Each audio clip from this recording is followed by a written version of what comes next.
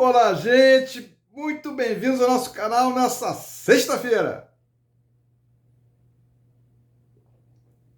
Gostaria de iniciar com a seguinte frase: o futuro não é o que se teme, é o que se ousa.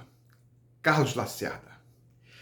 Nosso vídeo de hoje, dessa sexta-feira, é sobre a lei das estatais. Um grande debate está acontecendo, a quarentena, o legislador de terceiro grau e a judicialização desse tema. A lei das estatais, vocês conhecem bem, a lei 13.303, lá de 2016, veio regulamentar o artigo 173, parágrafo 1º da Constituição, tá certo? Definindo os procedimentos e definindo normas para aqueles que venham a trabalhar nas estatais e a compliance desse importante segmento do poder público do Brasil. Há dezenas de estatais nos estados, dezenas e dezenas nos estados, nos municípios no Distrito Federal. Então é muito importante toda essa estruturação, certo? O debate ele é interessante porque, primeiro, a lei das estatais estava há 7 anos sem ninguém questionar. Ou seja, todo mundo durante 7 anos achou que as suas normas eram constitucionais, eram legais, né? Você vê como esse assunto ele tem uma interface, né, uma influência política grande. Com a eleição do novo governo, esse debate surgiu após o governo ter expressado a opinião, vamos dizer assim, que queria nomear determinadas pessoas para grandes estatais brasileiras, como, por exemplo, o BNDES e a Petrobras, que tinham vinculação na vedação. A lei tem vedações, chamada quarentena.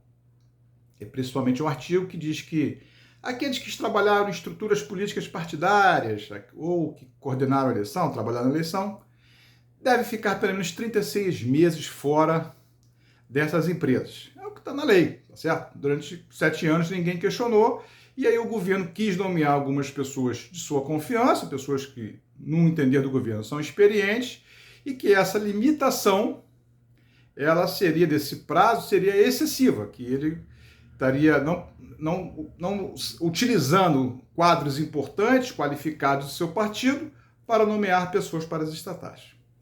Esse debate movimentou a Câmara. A Câmara rapidamente fez uma nova leitura do tema e reduziu o prazo para 30 dias. O assunto acabou paralisando no Senado. Um debate no Senado, o assunto paralisou. E o governo precisava nomear as pessoas. Aí surge um outro interessante. O governo nomeou pessoas antes do surgimento da liminar. Aí nós vamos ter um assunto interessantíssimo que terá que ser objeto de apreciação para o Supremo. Porque ao nomear pessoas, mesmo que o Congresso aprove esse prazo de 30 dias, as pessoas foram nomeadas nesse período de alguns dias fora desse prazo.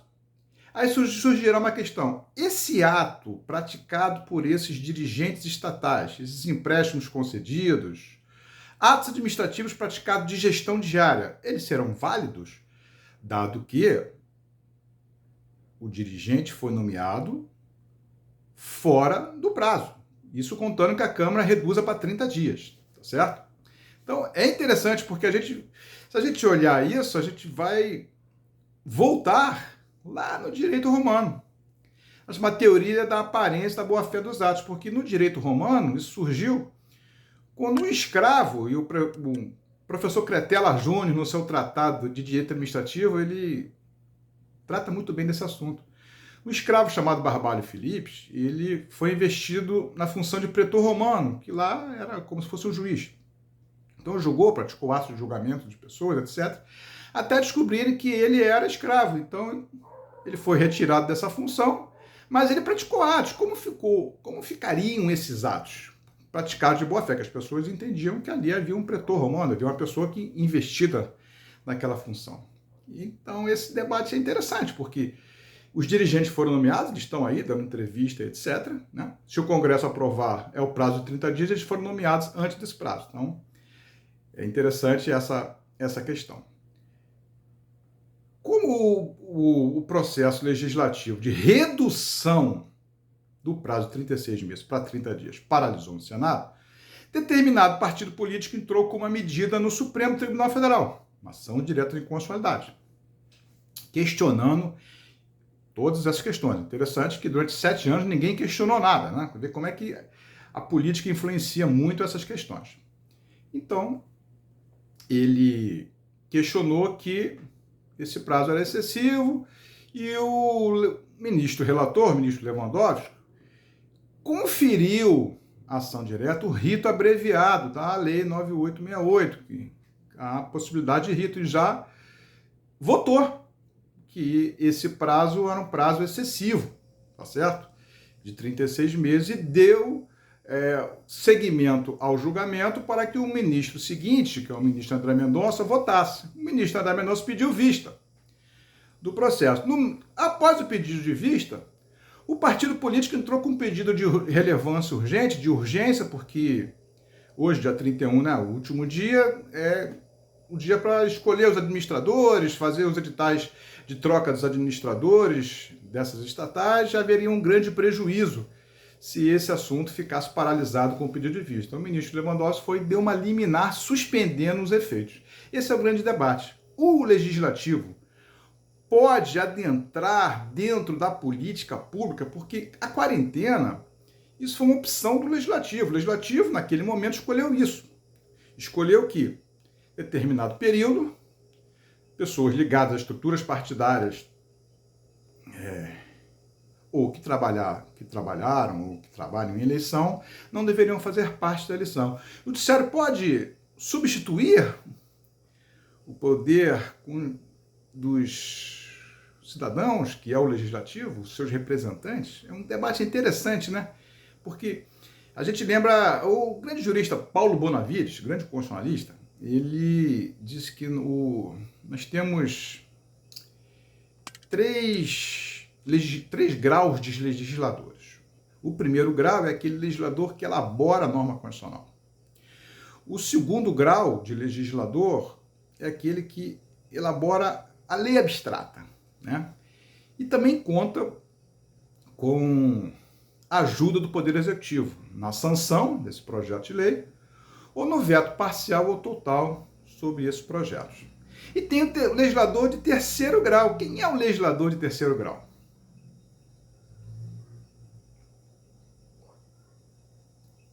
O juiz. Ao afunilamento dessas questões, quem vai dirimir o conflito de interesse. Então, Paulo Bonavides, há muitas décadas, disse que esse legislador de terceiro grau, ele pode criar norma, ele pode adentrar na vontade do legislativo.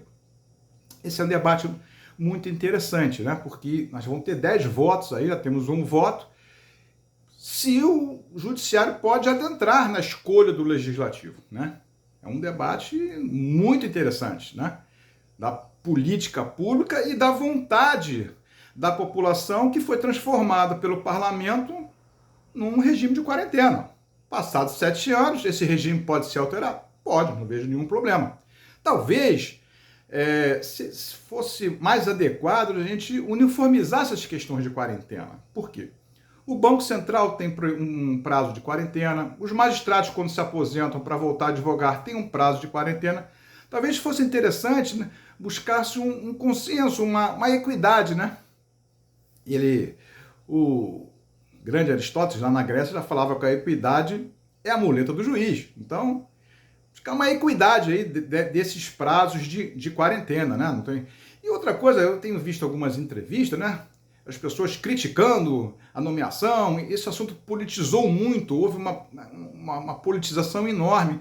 Não há nenhum problema as pessoas serem nomeadas para cargos se tem alguma vinculação política, né? Há quadros qualificados nos partidos políticos. Aliás, a democracia é isso, a democracia é feita de partidos políticos, sólidos, consolidados, com seus viés ideológicos, e tem quadros qualificados ou não, né?